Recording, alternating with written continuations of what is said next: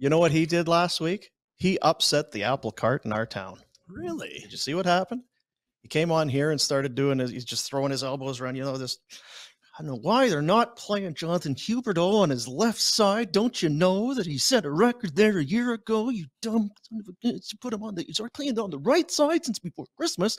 What are these guys thinking? I don't know the And elbows then like that, but okay. all of a sudden, it becomes big news, and Daryl Sutter bowing, caving under the pressure that you placed upon him and the team, putting him up back on the left side. 2 points. Do you know how many calories I would burn if that's what I was actually doing all day? That'd be amazing. Drink serve. I might actually be skinnier. About time. Yeah. Like, I'm not knocking anyone else or criticizing, but like, Pinder, the first thing you said when I brought it up was this has been since Christmas. Mm-hmm. Why did it take until March 7th to be a talking point? Well, I think because he wasn't good before Christmas on the left side.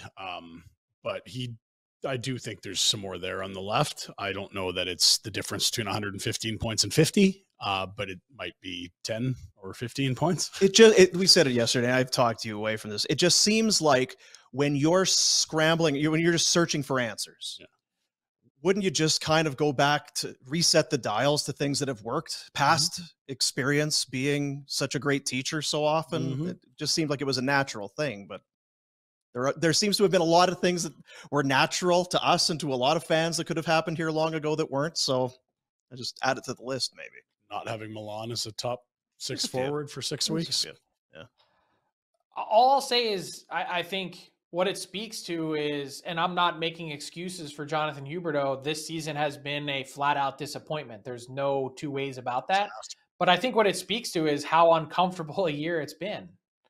Like, it seems like nothing has been right. And then you add this on top of it. Like, I just think there's been constant friction there from start to finish, whether it was ice time, whether it was deployment, whether it was, who his line mates are. He has not done what he needs to do. But at the same time, I also can't think that anyone can sit here and say he's been put in the best position to succeed. Is that fair? That's totally fair. There's lots of blood on lots of hands here for sure.